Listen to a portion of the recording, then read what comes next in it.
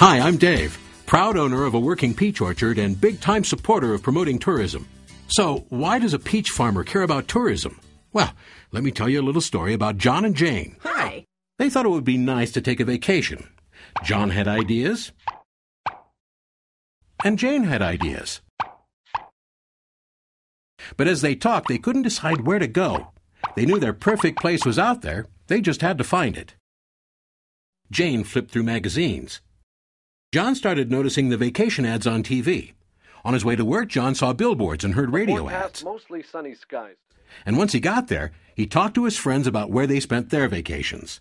Jane did some research on the internet, visiting different websites to see which places had what they were looking for.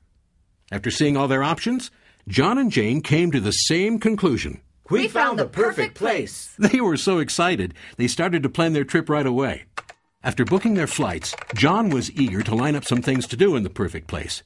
So, he visited the Perfect Place's website, watched a video, checked out the hotels, bought tickets to a ball game, and signed up for the Perfect Place's e-newsletter especially for visitors.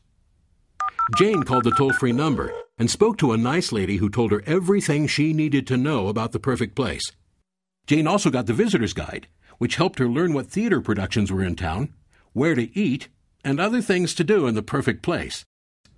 So, John and Jane had explored their options, booked their travel, and planned their vacation. They packed their bags and off they went.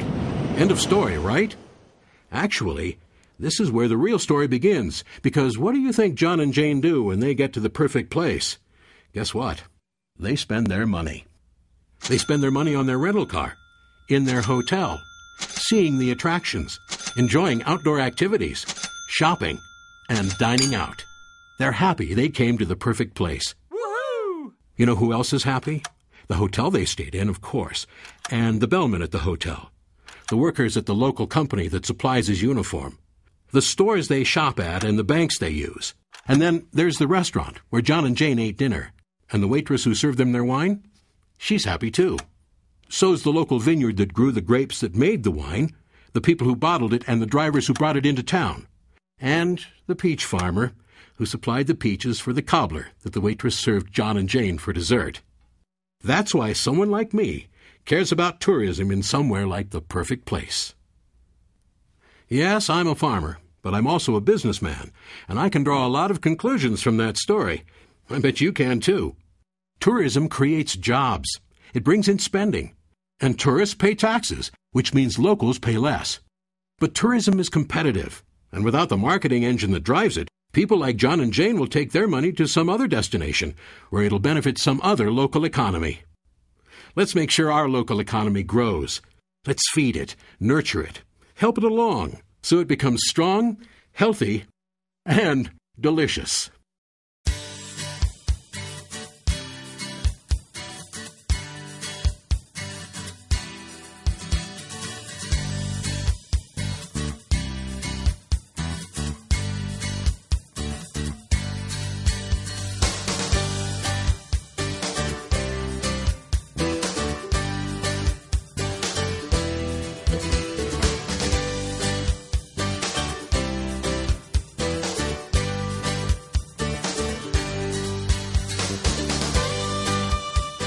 Tourism is vital to us, like oranges to Florida, cars to Michigan, or wine to Napa.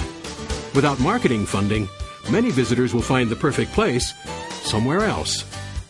Tourism pays for everyone.